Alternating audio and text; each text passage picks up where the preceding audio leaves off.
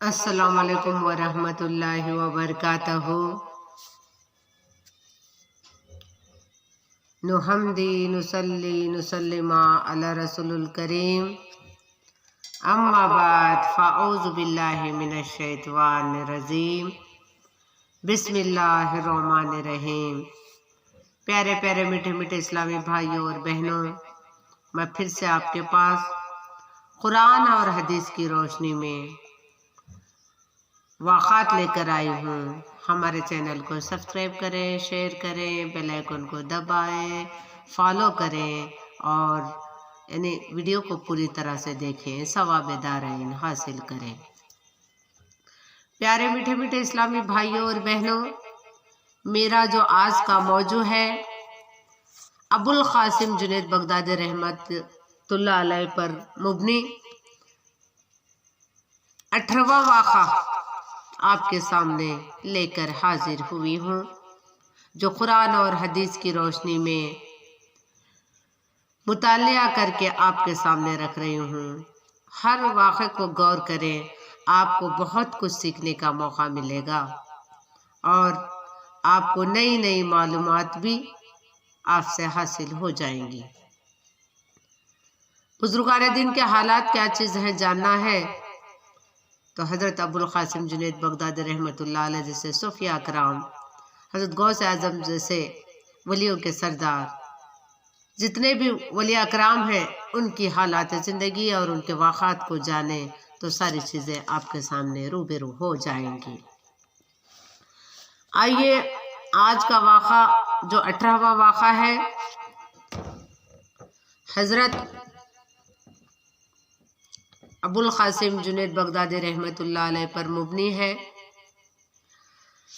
ایک دن نماز جمعہ کے بعد ایک شخص حضرت جنید بغداد کی خدمت میں حاضر ہو کر عرض کرنے لگا، شیخ، مجھ پر آپ کا بڑا کرم ہوگا اگر اپنے حلقے کے فقراء میں سے کسی ایک درویش کو میرے ہمراہ کر دے۔ آخر اس بات سے تمہارا مقصد کیا ہے؟ حضرت جنید بغدادی رحمت اللہ علیہ نے اس شخص سے پوچھا۔ میں آپ کے اس درویش کو کھانا کھلا کر اس کی عارفانہ صحبت سے فیضیاب ہونا چاہتا ہوں۔ اس شخص نے بڑے پر اثر لہجے میں کہا۔ حضرت جنید بغدادی رحمت اللہ علیہ نے اس شخص کی درخواست سن کر اپنے چاروں طرف نظر کی۔ آپ کے قریب ہی ایک ایسا شخص موجود تھا جس کے چہرے سے بھوک اور فاقہ کشی کے آثار نمایاں تھے۔ حضرت جنید بغدادی نے اس درویش کو مخاطب کرتے ہوئے فرمایا، آپ ان صاحب کے گھر چلے جائیے اور انہیں اپنی صحبت سے فیضیاب کیجیے۔ وہ درویش خاموشی سے اٹھا اور میزبان کے ساتھ چلا گیا۔ جس شخص نے حضرت جنید بغداد رحمت اللہ علیہ سے درخواست کی تھی، بغداد میں اس کے زہد تقوی کا بہت چرچا تھا۔ وہ درویش تھوڑی دیر میں واپس آ گیا اور خاموشی کے ساتھ خانقاہ کے ایک گوشے میں بیٹھ گیا۔ اس کے پیچھے پیچھے میزبان بھی آیا اور حضرت جنید بغدادی سے عرض کرنے لگا، شیخ، آپ نے جس درویش کو میرے ساتھ بھیجا تھا، اس نے صرف ایک لقمہ کھایا اور کچھ کھائے بغیر واپس چلے آیا۔ یقیناً تم نے کوئی ناگوارا بات اپنی زبان سے ادا کی ہوگی، ورنہ وہ درویش ایسا نہیں ہے کہ اپنے میزبان کی دل شکنی کرے۔ حضرت جنید بغداد نے فرمایا، شیخ، میں نے تو ایسی کوئی بات نہیں کی جو اس درویش کے مزاج پر گزرے۔ میزبان نے عرض کیا۔ حضرت جنید بغدادی نے چاروں طرف نظر کی۔ وہ درویش خانقاہ کے ایک گوشے میں چپ چاپ بیٹھا تھا۔ آپ نے اسے اپنے قریب بلایا اور کچھ کھائے پیے بغیر واپس آنے کا سبب پوچھا۔ شیخ، میں ایک فاقہ کش مفلوک الحال انسان ہوں۔ اس درویش نے عرض کیا، کوفہ میرا وطن ہے۔ میں آپ کی خدمت میں اس لیے حاضر ہوا تھا کہ اپنی حالت ضرر کیا کوفہ میرا وطن ہے، میں اس کی خدمت میں اس لیے حاضر ہوا تھا کہ اپنی حالت زر بیان کروں، مگر ہر بار غیرت نے میرے زبان کھولنے نہ دی۔ پھر جب آپ نے خود ہی میری بھوک کی شدت کا اندازہ کر لیا اور مجھے میزبان کے ساتھ جانے کا حکم دیا تو میں دل میں بہت خوش ہوا۔ اس میں کوئی شک نہیں کہ اس شخص نے بڑے اہتمام کے ساتھ میرے سامنے دسترخوان بچھایا، پھر اپنے ہاتھ سے نوالا بنا کر دیتے ہوئے بولا، یہ لقمہ مجھے 10,000 درہم سے بھی زیادہ عزیز ہے۔ اس کی زبان سے یہ الفاظ سن کر مجھے یقین ہو گیا کہ میرا میزبان ایک دینار اور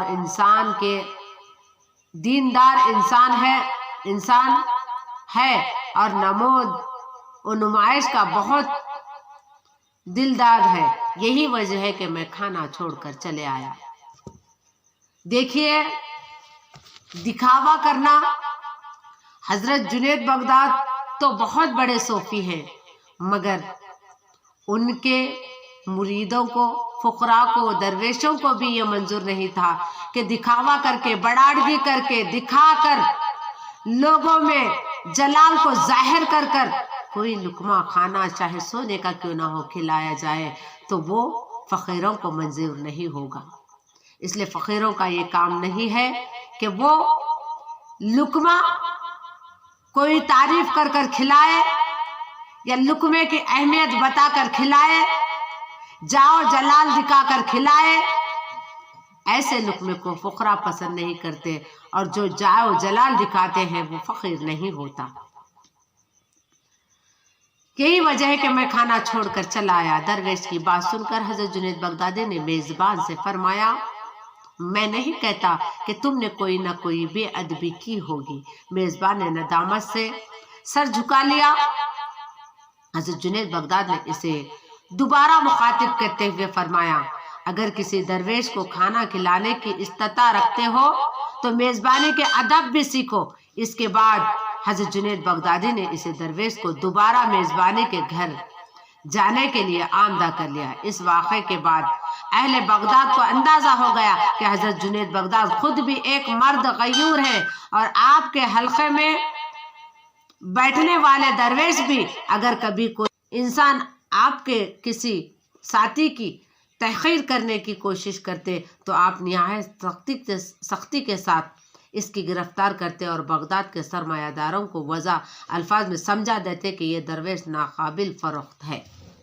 تو آپ نے سنا کہ ریاکاری حضرت ابوالقاسم جنید بغدادی کو بھی نہیں پسند تھی، اور نہ ہی بزرگان دین کو ریاکاری پسند ہے، دکھاوا پسند ہے، جاؤ جلال پسند ہے۔ یہاں تک کہ ان کے پاس رہنے والے درویشوں کو بھی یہ بات پسند نہیں ہے۔ اس لیے میں کہتی ہوں کہ دکھاوے کے ملاحوں سے، دکھاوے کے دربار بنا کے بیٹھنے والوں سے بچنے کی کوشش کیجیے۔ اللہ ہم کو آپ کو بچائے، دین کے راستے پہ اللہ تعالیٰ چلنے کی توفیق عطا فرمائے، ہمارے گناہوں کو بخش دے، ہمیں دین کے راستے پہ چلنے والی بنائے۔ اور اگر میرے واقعے میں بولنے میں کچھ کمی ہوئی ہے یا غلطی ہوئی ہے تو معاف کرتے ہوئے میں پھر سے دوسرا واقعہ لے کر آپ کے سامنے کل حاضر ہو جاؤں گی۔ تب تک کے لیے مجھے اجازت دیجیے۔ السلام علیکم ورحمۃ اللہ وبرکاتہ۔